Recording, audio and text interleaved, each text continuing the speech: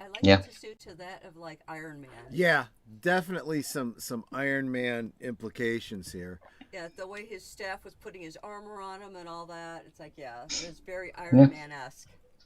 I mean, he even has the pencil thin mustache from like early Like a '60s Tony Tony Stark, yeah. Stark, which I'm not sure why Tony Stark, like, why the pencil thin mustache was like removed, because I'm pretty sure it was. I mean, obviously he no longer has the pencil thin mustache after the MCU because Robert Downey Jr. doesn't have that kind of mustache. He has like a full mustache and beard and everything, and clearly Marvel is hell bent on making their comics match the MCU. So obviously the comic book version of Tony looks like the MCU Tony, but I'm pretty sure the pencil thin mustache would, like, he didn't have that before the before like the first Iron Man movie. I think that they're really just trying to go with, that look was very late 60s, early 70s, and it kind of doesn't fit anymore. It's anachronistic, so they kind of needed to update his look. I mean, my Yeah, dad had that mustache when I was a kid. Yeah. yeah.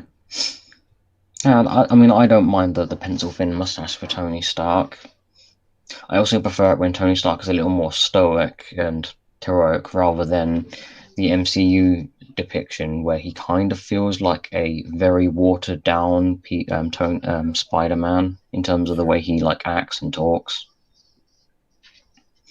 That could just be like a personal preference thing for me rather than like a comic accurate thing, or well, rather than a general comic book accuracy thing.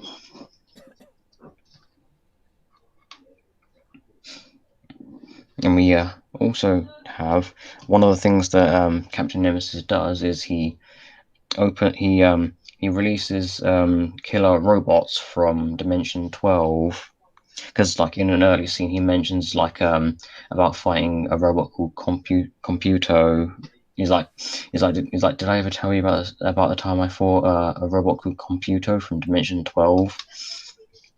And obviously we don't hear any of that story, but we do actually see that same robot, and all of his other killer robots from Dimension 12.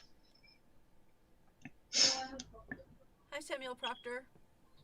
Yep. Oh, Hello.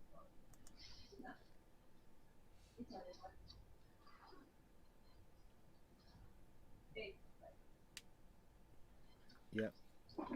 do you mean the Samurai Proctor? Do you mean the guy who played Howard Stark in Captain Yep, America: The First he's in the Avenger? chat. No, yeah, he's referencing him. So Yeah, yeah, I got that too, and I honestly felt that that was the MCU's way of kind of acknowledging the older look of Tony Stark back in the yeah, '60s as opposed to the younger look now, just yeah, making it two completely different characters. yeah. Even though that younger version of Howard Stark was in like the '40s during World War II. Yeah, So like, there's a bit of anachronism. There's a bit of anachronism. I well, that's suppose also multiple words. covering the fact that Iron Man really was one of the original. He was, you know, in the original Marvel Comics lore, you had Captain America and Iron Man and Hank Pym and all of those older. Yeah, and They Hulk, all Thor, started and out, Wasp.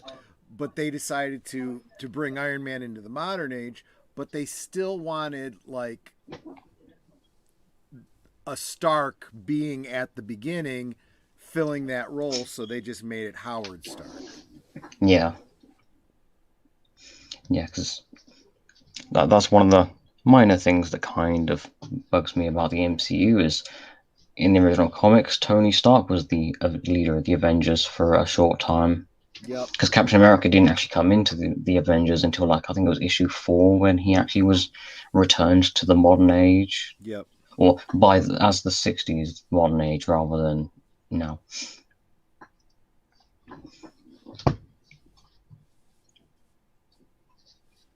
Yep. Yeah, so I would have liked to have seen like Tony Stark actually be the leader of the Avengers for like to some extent during during the MCU, rather than immediately have Captain America take up leadership like right away. I know that I don't know if the original comics maybe had. Gwyneth Paltrow's going to get to lead the Avengers now. I don't know. I stopped watching the MCU a while ago. Good man. You're probably I better stopped off. paying attention a while ago. And of course, they're still introducing Iron Man's villains, despite the fact that Tony Stark himself's not even in the actual. Right. He's dead at this point, so exactly. A whole bunch of his villains are not going to appear, or they may. They're just going to be assigned to different heroes. Like how Ghost was in Ant-Man and the Wasp, even though he was an Iron Man villain. We never saw Titanium Man, although he ended up coming across too similar to Ironmonger and Whiplash. Mm-hmm. Even though they kind of muted the colors on those two, because Ironmonger is supposed to be kind of a very dark blue, and then Whiplash is supposed to be orange and purple. Well, the original early like 60s, 70s comics, Whiplash was orange and purple, but then obviously a more modern version of Whiplash is kind of silver and grey and sometimes has green hair. But yeah, they really got rid of a lot of the colour for him. I mean, at least his Whiplash's first appearance in the second Iron Man movie, he was wearing orange, so they did try to some extent with that. Yeah, I mean, there are a whole bunch of other Iron Man villains that we're just never going to see them actually fight Iron Man now. Yep. We may see them in the MCU anyway, like Living Laser or Blizzard. They very easily could have used either of those two, because if they were concerned about using Iron Man villains because they may end up coming across as too similar to each other, they could have just used other Iron Man villains that aren't just the same thing over again. A lot of missed opportunities, I think. Yep. And of course the Mandarin. Even though I like Iron Man 3, so it didn't bother me too much that the Mandarin in that movie wasn't actually the comic book Mandarin. He was just a guy pretending to be. That was annoying, but the overall movie, it didn't bug me that much. More with Shang-Chi. Oh yeah, because Mandarin apparently is going to be the villain of that movie. Yep. And I've actually heard people defend Iron Man 3 for like the whole the Mandarin not actually being the Mandarin, and also the fake Mandarin being Middle Eastern instead of Chinese. And I've actually heard people like defend that decision by saying, oh, but it would be racist to have a comic accurate Mandarin with like having been actual like Chinese sorcerers and everything. And I'm just thinking, yeah, but if the comics could get away with that for like multiple years, yeah, and of course you have other like American properties also have the whole Chinese sorceress look, and they're not criticized. Well, I suppose someone would be criticized, but like for the most part, no one kicked up a fuss about that. Like Big Trouble in Little China, Lopan in that movie, he's very clearly like Chinese sorceress and everything, and for the most part, no one kicked up a fuss about that character in that movie. No one was like, oh, he's racist or racist depiction of Chinese people, that sort of thing. Like no one did that.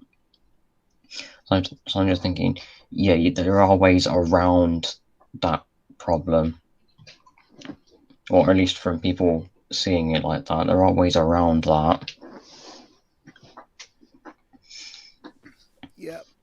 So let's bring it back to Ben 10.